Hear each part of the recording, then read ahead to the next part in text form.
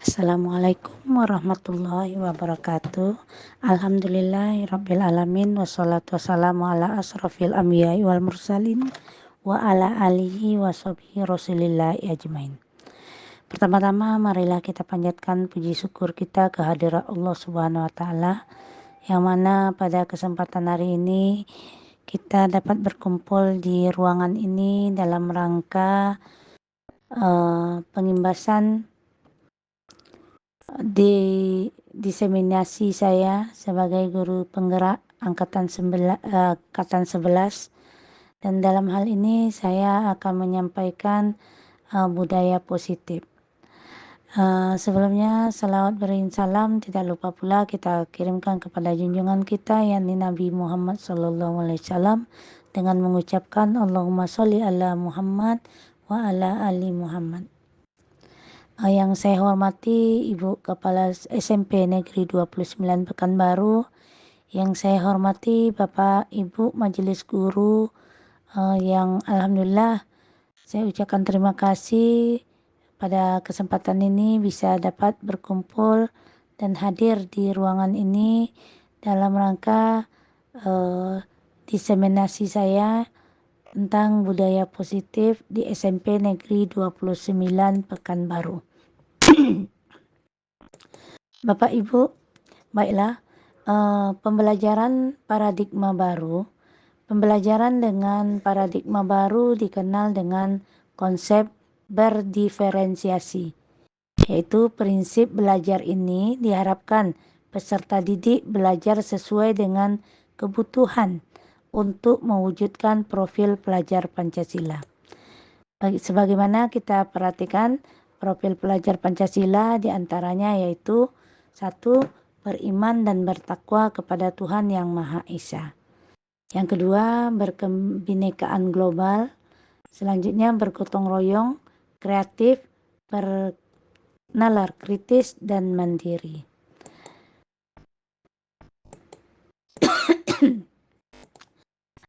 Baiklah Bapak Ibu, sekarang saya akan memberi pertanyaan pemantik kepada Bapak Ibu. Silakan menjawab. Apa budaya positif itu? Apakah Bapak Ibu sudah menanamkan budaya positif di sekolah? Oh iya, alhamdulillah sudah. Terima kasih Bapak Ibu. Sekarang kita perhatikan apa itu budaya positif. Budaya positif adalah pengertian budaya positif itu adalah budaya yang merupakan perwujudan keyakinan universal yang diterapkan di sekolah.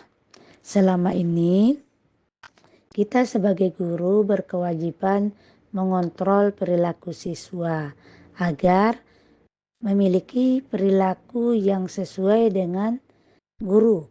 Harapan perwujudannya, guru sering memberikan hukuman kepada siswa yang melakukan kesalahan dan memberikan imbalan atau penghargaan kepada siswa yang melakukan perbuatan baik. Baiklah Bapak Ibu, konsep inti budaya positif itu ada 8. Yang pertama, perubahan paradigma belajar, yaitu kita akan merubah cara belajar siswa yang dulu CBSA, dulu hanya berpusat kepada guru, sekarang kita rubah menjadi berpusat kepada murid. Yang kedua, disiplin positif. Yang ketiga, nilai-nilai kebajikan. Yang keempat, motivasi perilaku manusia. Yang kelima, keyakinan kelas. Yang keenam, kebutuhan dasar manusia. Yang ketujuh, posisi kontrol.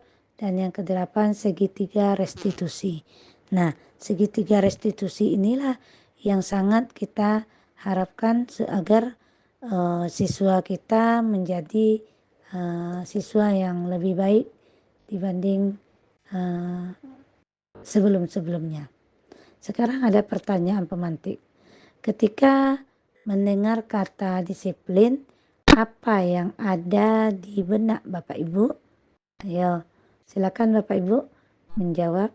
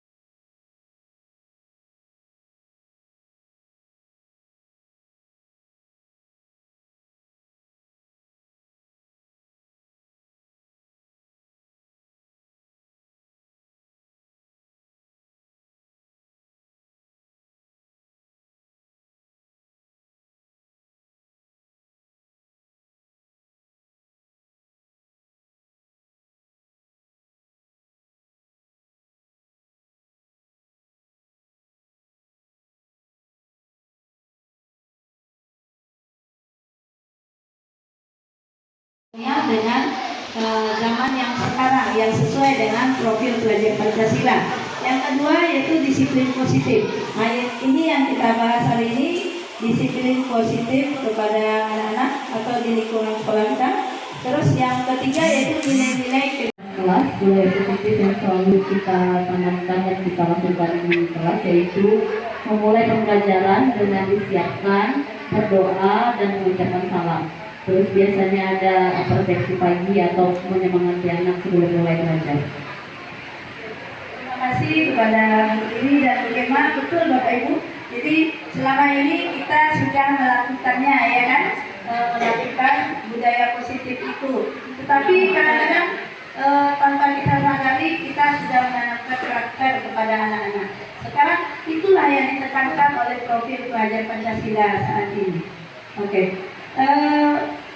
Budaya positif, pengertiannya udah tahu kita ya Bapak Ibu ya. Budaya positif itu merupakan perwujudan keyakinan universal yang yang diterapkan di sekolah, ya.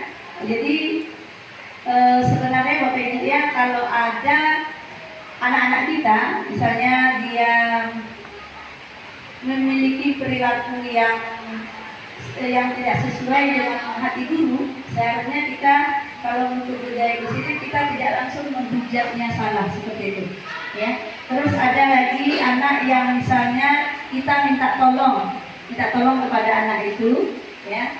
karena tolong berikan ibu sesuatu misalnya kan, terus kita iming-imingi dia dengan kalau misalnya kamu mau pergi ibu kasih uang atau kasih seperti ini, itu seharusnya tidak boleh kita lakukan karena kita mendidik karakter siswa, yaitu saling tolong menolong. Nah, jadi tanamkanlah bahas Bapak Ibu. Kenapa? Karena kita dalam menghadapi anak yang mempunyai masalah seperti itu, ya Bapak Ibu ya. Kita bahas sebelumnya pertanyaan pematik yang saya sampaikan kepada Ibu itu, ketika mendengar kata disiplin, apa yang ada di pikiran atau benak Bapak Ibu? Bisa dijawab? Silakan Bapak Ibu. Ya, ini sanksi. Oke, sanksi. Ketika mendengar kata disiplin, Ibu Edi mengatakan sanksi. Nah, oke, Bu Edi mengatakan sanksi. Bapak Ibu, ada lagi? Peraturan. Oke. Yang di belakang Bapak Ibu, kalau memikirkan disiplin, apa itu Pak? Tata tertib. Bapak Pendra?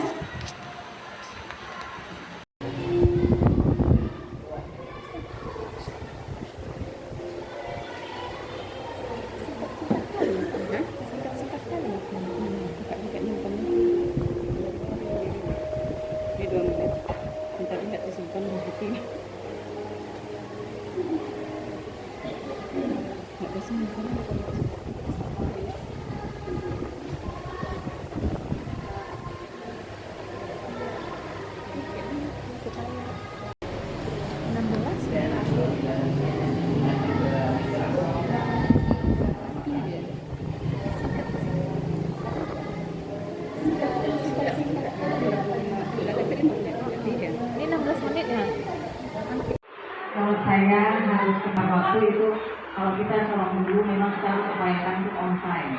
Kenapa? Pertama itu karena kita tanggung jawab. Ya. Kalau kita sudah punya tanggung jawab, keikhlasan itu penting dulu. Ya, awalnya memang ikhlas. Setelah ikhlas tanggung jawab, udah dua itu aja. Insya Allah kita akan tepat waktu. Jadi, kalau menurut saya, kenapa hadir di kelas itu tepat waktu, hal yang mendasari adalah timbul dari diri saya sendiri supaya menunjukkan sikap positifnya tepat waktu dengan anak. Mempunyai masalah seperti itu, ya Bapak Ibu ya.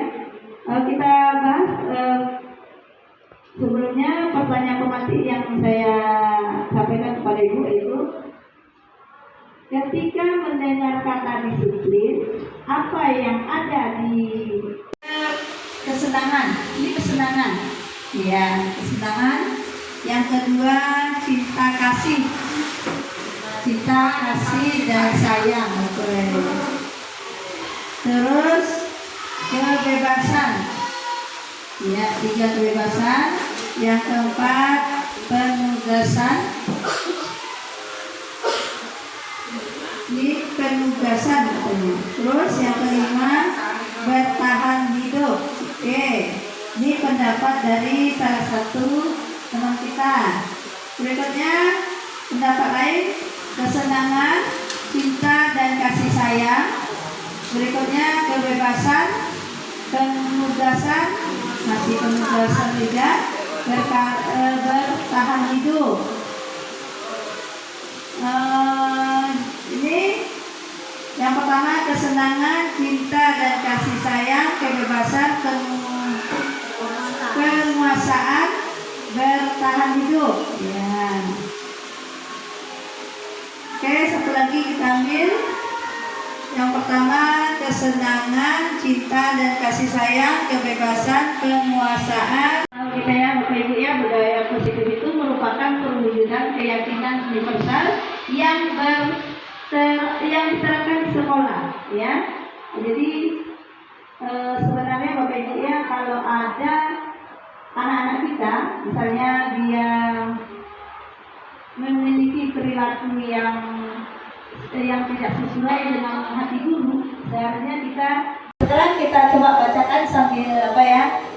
Kebutuhan dasar manusia itu alhamdulillah semuanya benar. Yang pertama yaitu kesenangan. Ini kesenangan. Ya, kesenangan. Yang kedua cinta kasih. Cinta kasih dan sayang. Terus kebebasan. Ya, tiga kebebasan. Yang keempat penugasan. Ini penugasan. Terus yang kelima bertahan hidup. Oke, ini pendapat dari salah satu teman kita. Berikutnya pendapat lain, kesenangan, cinta dan kasih sayang. Berikutnya kebebasan, penugasan, juga bertahan hidup. Ini yang pertama kesenangan, cinta dan kasih sayang, kebebasan, penguasaan, bertahan hidup. Nah, ini. Yang pertama kesenangan. Kesenangan itu kebutuhan untuk merasa senang, ya. Jadi kita memang butuh kesenangan. Ya. Yang kedua cinta dan kasih sayang. Satu adalah kebutuhan untuk diterima, memberi dan menerima kasih sayang, berkoneksi dengan yang lain, berhubungan dengan orang lain. Itulah dasar kebutuhan manusia. Yang ketiga yaitu kebebasan. Kebutuhan akan pilihan, kemandirian, otonomi. Yang keempat penguasaan. Tadi ada yang penugasan, penguasaan. Yang yaitu kebutuhan pengakuan atas kemampuan prestasi yang diakui. Itu pasti semua manusia menginginkan itu. Bertahan hidup, kebutuhan psikologis atau rasa lapar, rasa haus, ya kan? Terus serta psikologisnya rasa aman, ya, rasa nyaman dia di suatu tempat, itu suatu kebutuhan dasar manusia. Jadi semua kita pasti akan mengalami seperti ini. Kita lanjut.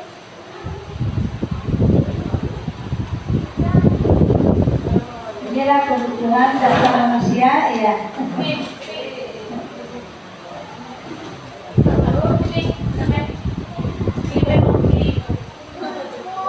Ini contoh dari kebutuhan dasar manusia.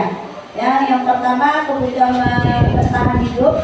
Kebutuhan bertahan hidup adalah kebutuhan yang bersifat fisiologis untuk bertahan hidup, misalnya kesehatan, rumah dan makan. Kebutuhan biologis sebagai dari proses reproduksi, termasuk kebutuhan untuk tetap bertahan hidup, dan komponen psikologis pada kebutuhan ini meliputi kebutuhan akan perasaan aman. Jadi itu kebutuhan. Ada pertanyaan pemantik. Ini kisah anak soleh ya, yang bernama si Gilang. Bisa kita nanti kita masukkan ke mana dia termasuk ke mana. Ya, saya sendiri sebagai wali kelas di kelas 91 ya, sedang bingung menghadapi ulah salah satu murid di kelas, yaitu yang bernama Gilang Ramadan. Ya. Beberapa anak di kelas 91 telah datang padanya dan mengeluhkan Gilang yang seringkali meminta bekal sarapan mereka dengan paksa. Ini si Gilang. Jika Bapak Ibu menghadapi situasi seperti saya ini, apa yang Bapak Ibu lakukan? Menurut Bapak Ibu, kira-kira apa saja alasan Gilang melakukan hal tersebut? Silakan Bu. Iya. Baik, kita harus melihat 5 kebutuhan dasar manusia tadi yang tergantung kepada posisinya. Pertama, kita analisis dulu dari permasalahan bahwa Ina tadi lahir dengan sarapan temannya memaksa sehingga begitu dapat dia memang habis sama dia lengkap dimakan. Nah, kalau kita tanya, umpamanya apa kamu ambil ya kita anggap aja F ya, karena kita F itu mengambil makanannya, dia berbicara, saya belum sarapan Bu. Artinya ini kebutuhan anak pada posisi bertahan hidup. Nah, tapi kalau si Gila, ini kalau Gila tidak bawa bekal. Nah, Gila tidak bawa bekal, untuk Gila mengambil bekal temannya. Artinya, Gila dia untuk bertahan hidup. Tapi kalau Gila membawa bekal temannya, dia bawa bekal temannya bawa bekal, bisa saja Gila ini bosan dengan bawaan bekal dari rumah. Mungkin ceplok telur terus atau indomie goreng terus. Nah, ini artinya dia minta kasih saya perlu diperhatikan.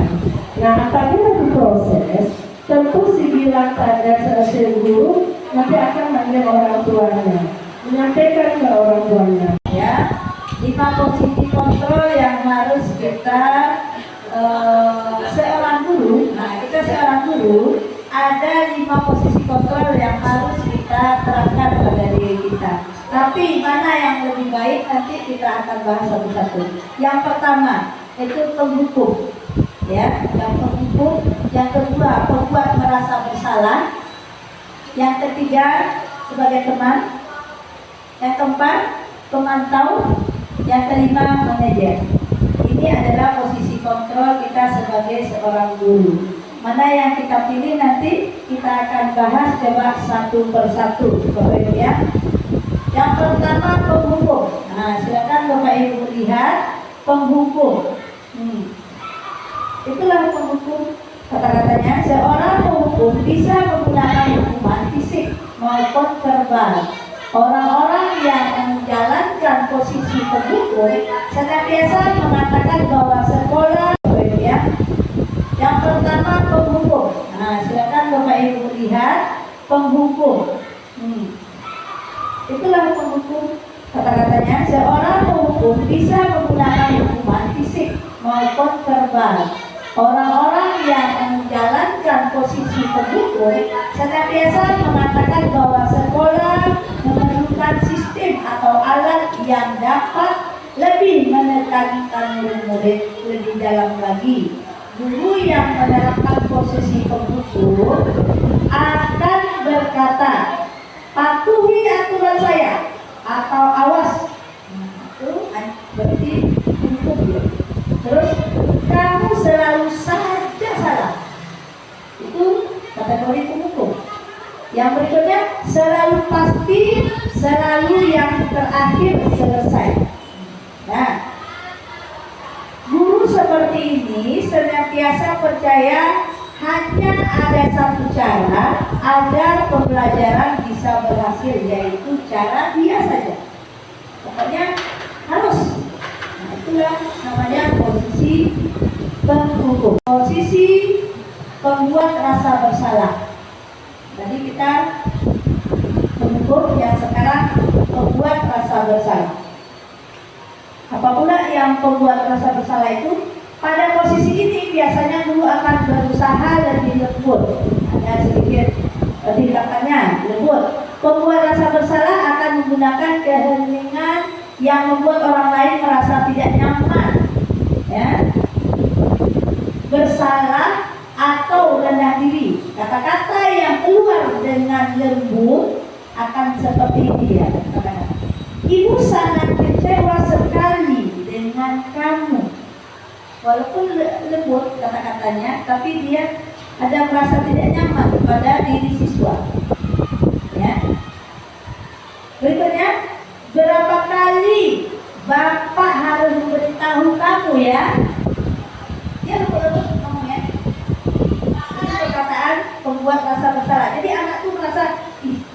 Iya ya, iya ya, seperti itu. Gimana coba? Kalau orang kamu berbuat begini, nah, apa akibatnya? Pasti nanti anak tuh merasa bersalah ya. Nah, ini tipe-tipe guru kita ya. Setiap guru. Di posisi ini, murid akan memiliki penilaian diri yang buruk tentang diri mereka. Jadi mereka akan menyalahkan diri mereka. Murid merasa tidak berharga dan telah mengecewakan orang-orang yang disayanginya. Padahal dia sayang dengan guru itu, ternyata guru seperti itu ngomong. Jadi dia merasa bersalah. Berikutnya yaitu tema. Guru pada posisi ini tidak akan menyakiti murid. Bagus menjadi teman kepada murid, ya. Tapi nanti ada juga ada positif negatifnya juga lah, ya. Nah, namun akan tetap berupaya mengontrol murid melalui persuasi. Posisi teman pada guru bisa negatif atau bisa positif juga. Positif di sini berupa hubungan baik yang terjalin antara guru dan murid. Jadi dia merasa anak murid ini jadinya enak kita berteman, ya kan? Tapi di suatu saat nanti, ya, guru di posisi teman menggunakan hubungan baik dan harmonis untuk mempengaruhi seseorang. Mereka akan berkata, ayo bantulah demi bapak saya, demi bapak ya, ayo ingat tidak bantuan bapak selama ini kamu tidak jadi apa-apa. Jadi positifnya kalau misalnya kita berteman, anak-anak tuh mau dekat sama kita. Nah, ya kalau negatifnya nanti kalau suatu saat ada terjadi sesuatu, kita kurang dihargainya seperti itu. Nah, ini posisi guru yang ketiga. Yang ini hal negatif yang kita lihat ya, hal negatifnya tadi, yang positifnya dari posisi teman adalah bila suatu saat guru tersebut tidak membantu murid, dia akan kecewa. Kita lihatlah teman dia berteman, tidak dibantu sama temannya, ya kan? Kecewa ada, ya kan? Seperti itu. Dia merasa ada kecewanya. Saya pikir bapak ini atau ibu ini teman saya, tidak mau dia bantu. Ternyata dia tidak mau. Seperti itulah pendapat dia nanti anak-anak itu. Mulai merasa kecewa dan tidak mau lagi berusaha. Sekarang guru sebagai pemantau. Pemantau berarti mengawasi, ya, mengawasi pada saat kita mengawasi, kita bertanggung jawab atas perilaku orang-orang yang kita awasi, seperti itu, ya kan? Posisi pemantau berdasarkan pada peraturannya dan konsekuensinya. Dengan menggunakan sanksi atau konsekuensi, kita dapat memisahkan hubungan pribadi kita dengan murid sebagai seorang yang menjalankan posisi pemantau. Pertanyaan yang diajukan seseorang pemantau itu seperti ini, peraturannya apa ya? Peraturannya apa? Dia akan bertanya kepada anak-anak murid itu, apa yang telah kamu lakukan? Sanksi atau konsekuensinya apa? Kalau anak berbuat bersalah, jadi kan kamu sudah tahu apa konsekuensinya. Kita memantau, mengarahkannya. Tapi kita akan bertanggung jawab dengan pantauan kita. Kita dapat memisahkan hubungan pribadi kita dengan murid sebagai seorang yang menjalankan posisi pemantau. Pertanyaan yang diajukan seseorang pemantau itu seperti ini, peraturannya apa ya? Peraturannya apa? Dia akan bertanya kepada anak-anak murid itu, apa yang telah kamu lakukan? Sanksi atau konsekuensinya apa? Kalau anak berbuat bersalah, jadi kan kamu sudah tahu apa konsekuensinya. Kita memantau, mengarahkannya. Tapi kita akan bertanggung jawab dengan pantauan kita. Terus ini seorang pemantau sangat mengandalkan penghitungan atau catatan data yang dapat digunakan sebagai bukti atas perilaku seseorang. Posisi ini akan menggunakan stiker, slip, catatan, daftar tentang posisi pemantau sendiri. Berawal dari teori stimulus respon yang menunjukkan menunjukkan tanggung jawab guru dalam mengontrol muridnya. Itu posisi guru sebagai pemantau. Nah, nih yang terakhir adalah posisi manajer. Jadi nanti Bapak Ibu bisa memikirkan posisi mana yang mau kita ambil nanti. Kalau yang manajer, posisi di mana guru berbuat sesuatu bersama dengan murid, mempersilahkan murid mempertanggungjawabkan perilakunya, mendukung murid agar dapat menemukan solusi atau permasalahannya sendiri. Seorang manajer telah memiliki keterampilan di posisi teman maupun pemantau, dan dengan demikian bisa jadi di waktu-waktu tertentu kembali kepada kedua posisi tersebut bila diperlukan. Namun bila kita menginginkan murid-murid kita menjadi manusia yang merdeka, mandiri dan bertanggung jawab, maka kita perlu mengacu kepada restitusi yang dapat menjadikan murid kita seorang manajer bagi dirinya sendiri. Jadi itu kalau yang manajer. Nah, di manajer, murid dapat diajak untuk menganalisis kebutuhan dirinya. Jadi dia yang mencerna diri kebutuhan dia sendiri maupun kebutuhan orang lain. Di sini penekanan bukan pada kemampuan membuat konsekuensi, namun dapat berkolaborasi dengan murid bagaimana memperbaiki kesalahan yang ada. Jadi seseorang manajer akan berkata, apa yang kita yakini atau konsekuensi yang sepakatan kelas kita, nanti kita tinggal tanya aja sama anak. Apa yang kita yakini? Kembali ke keyakinan. Apakah kamu meyakininya? Kita tanyakan kepada dia lagi. Jika kamu meyakininya, apakah kamu bersedia memperbaikinya? Itu cara kita memasuki kepada anak-anak murid kita. Jika kamu memperbaiki ini, hal ini menunjukkan apa tentang dirimu? Jadi dia tahu kalau dari dia yang memperbaiki, apa yang akibat pada diri dia. Jadi dia mencari sendiri. Apa rencana kamu untuk memperbaiki hal ini? Kita tanyakan sama dia.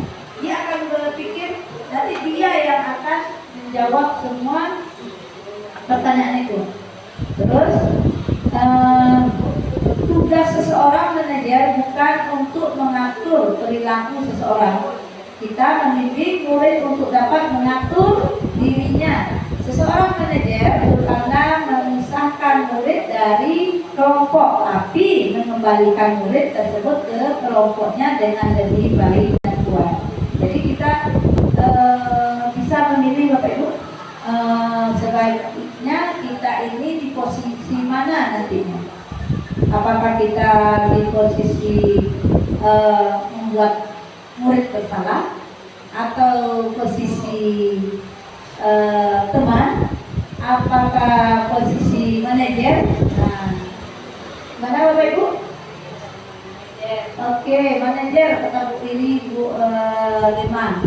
Terus Bapak Ibu yang lain? Posisi mana Bu tadi? Oh ya, manajer ya. Sebaiknya kita sebagai guru kita ambillah posisi yang manajer ini, ya. Jadi kita bisa intinya itu memasuki hati anak itu, ya. Seperti itu. Oke? Nah, ini dia.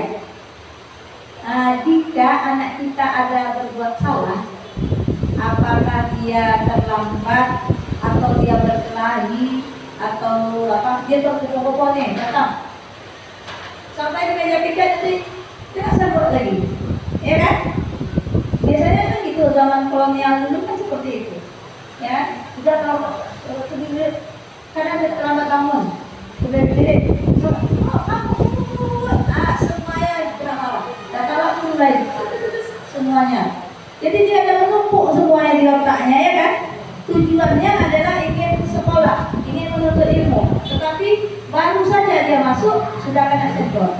Jadi Bapak Ibu, sebaiknya kalau ada kasus-kasus seperti ini kalau bisa kita budayakan, ya, bisa kita anak itu nanti merasa memiliki dia, terus dia tidak akan berbuat lagi. Nah, seperti itu. Yang pertama, kalau kita menemui anak seperti itu, anak berkelahi atau apa, kita menstabilkan identitas. Nah, nih, menstabilkan identitas ini seperti ini. Anak itu datang, bergopor-gopor. Dengan senyum kita menyapa. Hai Andi, kenapa Andi? Dari mana tadi? Nah, seperti itu kita tanya. Pokoknya kita sakitkan dulu, hilang rasa takutnya dulu, ya. Udah nyaman ya, nah, baru kita tanya. Nah, baru kita validasi tindakan yang tindakan dia. Nah, validasi tindakan yang salah yang dia perbuat. Andi, kamu tahu jam berapa sekarang kan? Seperti itu. Kita tanya. Iya Bu, sudah jam 8. Kan? Sudah jam 8 Bu. Jadi kamu tahu nggak? Nah, kita tanya aja sama dia. Apakah kamu tahu nak? Kita masuk jam berapa? Seperti itu. Oh iya Bu, saya tahu. Kita masuk jam 7. Nanti dia akan mengeluarkan semua unek-uneknya. Saya terlambat bangun Bu, orang tua saya ada, pasti keluar semuanya. Jadi kita tahu jadinya apa sebenarnya permasalahan yang dihadapi anak ini. Nah, seperti itu. Jadi kalau udah kita semprot, jadi anak itu udah takut, dia ciut dia. Jadi biasanya anak yang udah ciut, dia tidak akan mau tidur kepada kita sebagai guru. Jadi akan disimpannya terus. Disimpannya permasalahannya itu. Padahal misalnya orang tuanya belum pulang untuk jemput dia, atau orang tuanya kendaraannya bocor, dia tidak akan mau jujur lagi. Dalam tidak marah, biar aja lah kamu basah ya kan. Nah, biar aja didengarkan aja lah guru marah-marah nanti. Nah, itu zaman kolonial. Jadi kalau sudah kita terapkan restitusi tiga restitusi ini, nah insya Allah anak itu akan terbuka kepada kita. Nah, dari itu makanya. Terus baru yang ketiga, menanyakan keyakinan. Jadi Andi, ibu udah dengar. Jadi kamu tahu konsekuensinya bagaimana? Ya Bu, kalau hari Senin ini saya terlambat, saya akan membuat suatu prakarya misalnya ya. Kalau hari apa, tergantung kita kesepakatan kita ya Bapak Ibu ya. Konsekuensinya kita kan sudah kasih tahu sama anak-anak kita. Kalau misalnya dia hari Selasa dia terlambat, dia akan menghafal ini seperti itu ya kan, bahasa Inggris, kata-kata bahasa Inggris. Dia Bu, kalau saya terlambat, saya akan menghafal nanti apa Bu, kata-kata bahasa Inggris sekian buah. Jadi dia sadar, kan kesadaran. Jadi kita tanamkan kesadaran seperti itulah. Jadi kita tidak perlu kita emosi kepada anak. Seperti itu ya Bapak Ibu ya. Mudah-mudahan ini akan kita terapkan. Berkata kepada anak itu dengan perkataan yang baik. Nah, seperti itu, perkataan yang positif. Jangan pernah kita menyinggung anak, hati anak, apalagi menyinggung orang tua anak. Nah, seperti itu. Pasti anak itu akan emosi. Kita aja lah dulu waktu sekolah ya kan Bapak Ibu ya. Kalau kita disinggung orang tua kita, memuncak segala panasnya ya. Seperti itu juga. Jadi kita rubah paradigma lama, kita masuk paradigma baru, yaitu segitiga restitusi ini. Oke, ini tahapannya ada saya contohnya tadi ya Bapak Ibu ya. Nih refleksinya. Oke, sedikit lagi Bapak Ibu ya. Nah, ini mungkin refleksi. Silakan Bapak Ibu tulis. Mulai tulis di sini refleksi. Mungkin nanti saya akan bisa menjadi suatu pegangan bagi saya. Dari yang saya paparkan tadi, yaitu hal-hal baik yang sudah dilakukan hari ini apa saja. Terus hal yang ingin ditingkatkan kepada saya di sini. Ada yang dipelajari hari ini, silakan nanti Bapak Ibu bisa tulis di kertas ini, nanti bisa kita kumpulkan.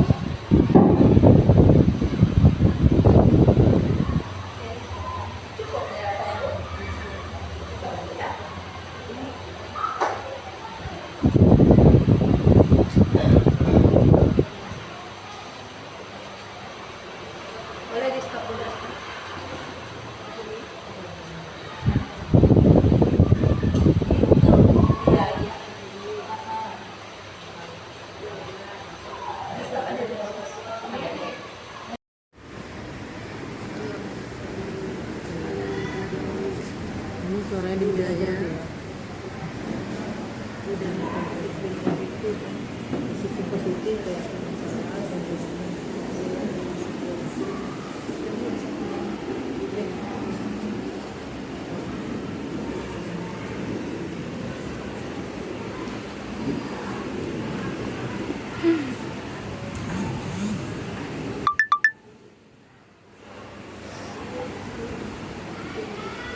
kalau udah selesai, nggak apa-apa ditempel aja ke depan nggak apa-apa.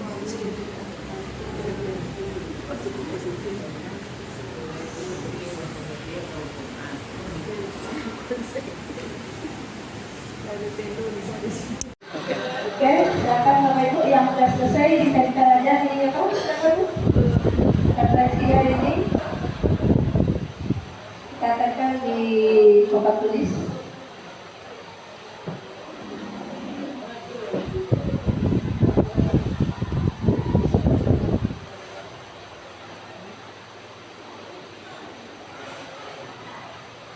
Nanti kita bacakan untuk beberapa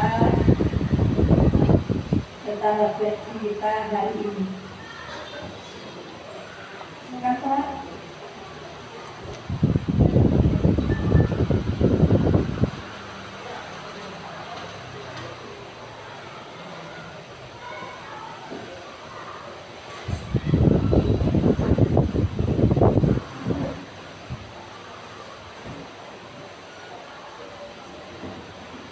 Oke, refleksi kita pada hari ini hal baik yang sudah dilakukan hari ini.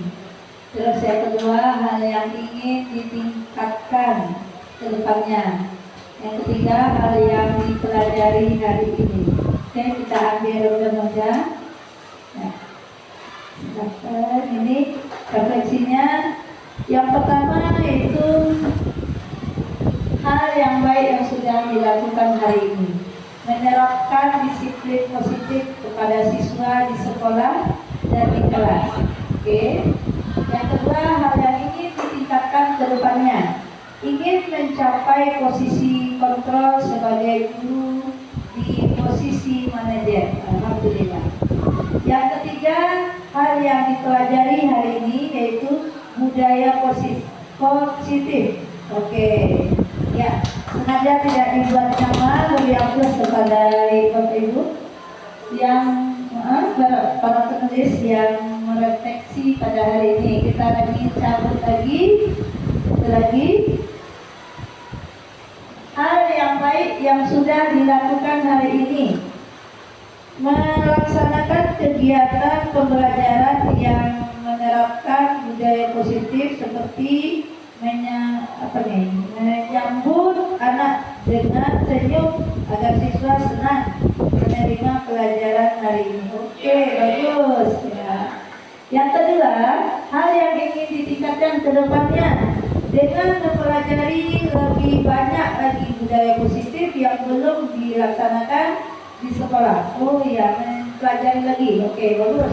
Yang berikutnya, hal yang dipelajari hari ini yaitu mempelajari budaya positif segitiga restitusi. Alhamdulillah. Memang itu yang kita inginkan ya Bapak Ibu ya. Kita harus menerapkan restitusi segitiga restitusi ini.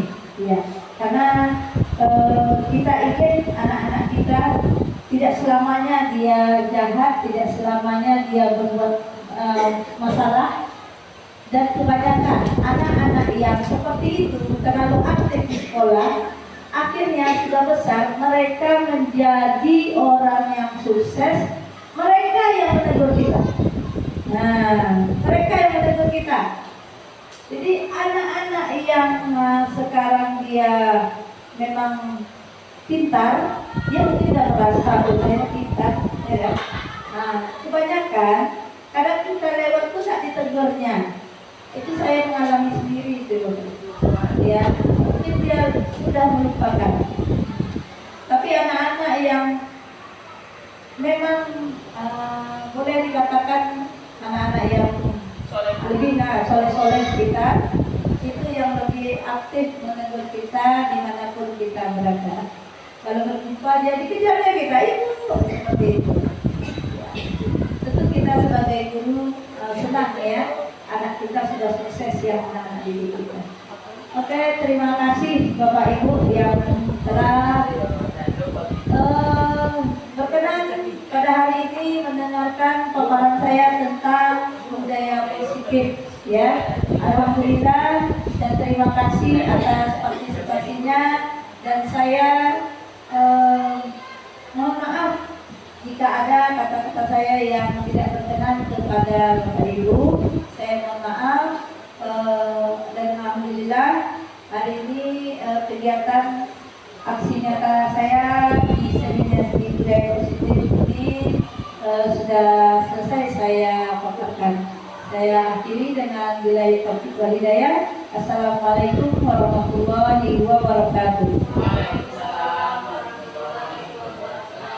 Selanjutnya saya berikan kepada moderator.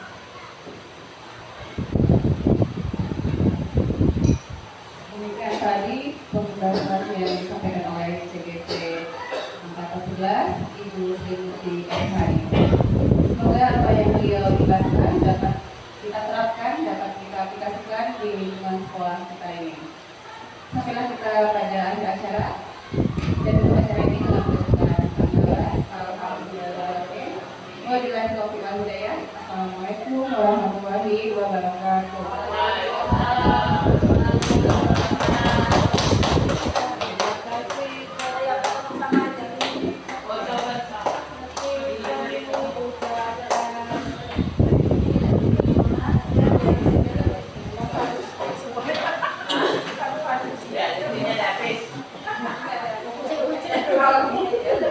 Dan apa wajah suaranya? Pakai kamera 36.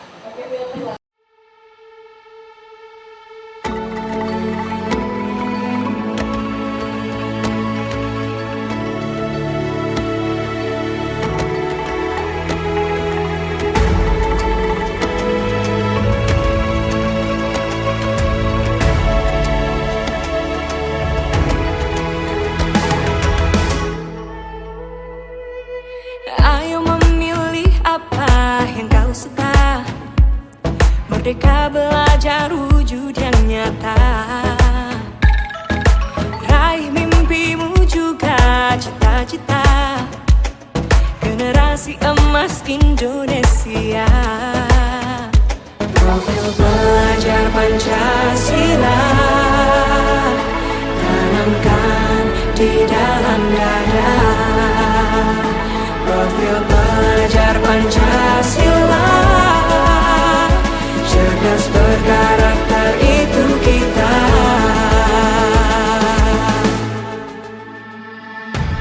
Beriman dan bertakwa pada Tuhan Yang Maha Esa.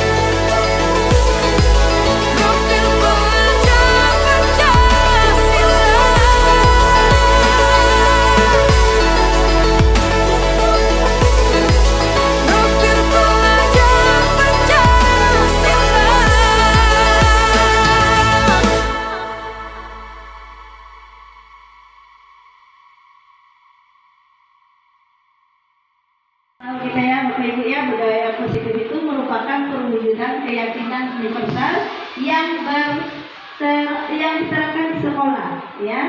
Jadi sebenarnya Bapak Ibu ya, kalau ada anak-anak kita misalnya dia memiliki perilaku yang tidak sesuai dengan hati guru, seharusnya kita